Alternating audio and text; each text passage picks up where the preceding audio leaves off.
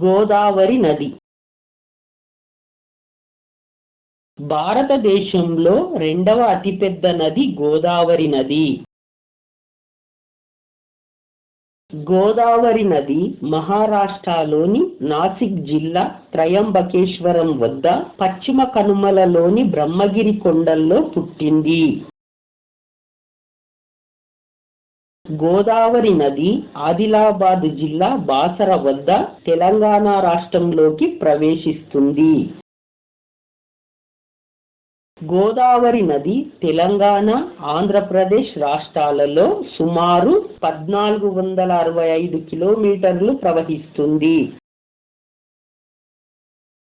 గోదావరి నది తెలంగాణలో ఆదిలాబాద్, కరీంనగర్, వరంగల్, ఖమ్మం జిల్లాలలో ప్రవహిస్తుంది. గోదావరి నది ఆంధ్రప్రదేశ్ రాష్ట్రంలో తూర్పు గోదావరి, పశ్చిమ గోదావరి జిల్లాల గుండా ప్రవహిస్తుంది. గోదావరి నది తెలంగాణలో ఆదిలాబాద్, కరీంనగర్ జిల్లాలను వేరు చేస్తుంది. గోదావరి నది ఆంధ్రప్రదేశ్ రాష్ట్రంలో తూర్పు గోదావరి, పశ్చిమ గోదావరి జిల్లాలను వేరు చేస్తుంది. గోదావరి నదిపై మొదటి డ్యాం గంగాపూర్ వద్ద ఉంది. ఇది నాసిక్, త్రయంబక్ పట్టణాల ప్రజలకు త్రాగునీరు అందిస్తుంది. తెలంగాణలో వరంగల్ జిల్లాలోని దేవాదుల ఎత్తిపోతల పథకం ద్వారా వరంగల్, నల్లగొండ, కరీంనగర్ జిల్లాలకు నీరు అందించేందుకు ప్రయత్నిస్తున్నారు.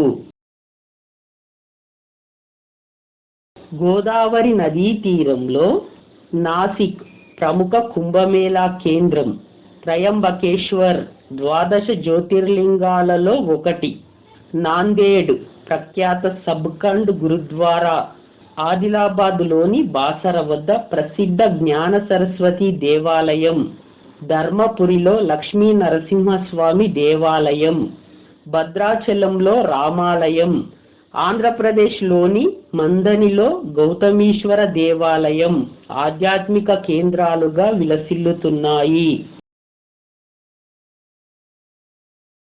గోదావరి నదికి ప్రతి 12 సంవత్సరాలకొకసారి పుష్కరాలు వస్తాయి. 12 రోజుల పాటు జరిగే గోదావరి పుష్కరాలలో స్నానం చేయడం హిందువులు పవిత్రంగా భావిస్తారు. కొయ్యబొమ్మలకు నిలయమైన నిర్మల్ పట్టణం కూడా గోదావరి నదీ తీరంలోనే ఉంది. గోదావరి నదీ జలాలపై ఆధారపడిన రామగుండం థర్మల్ పవర్ స్టేషన్ ద్వారా 2600 మెగావాట్ల కరెంటు ఉత్పత్తి అవుతుంది. ఆంధ్రప్రదేశ్ ప్రభుత్వం గోదావరి నదిపై నిర్మిస్తున్న మల్టీపర్పస్ ప్రాజెక్టు పోలవరం.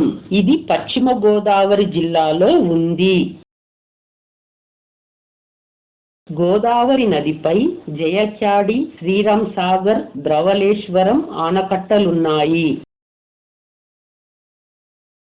గోదావరి నది 3 పాయలుగా విడిపోయి తూర్పు గోదావరి జిల్లాలోని అంతర్వేది, యానాంల వద్ద బంగాళాఖాతంలో కలుస్తుంది.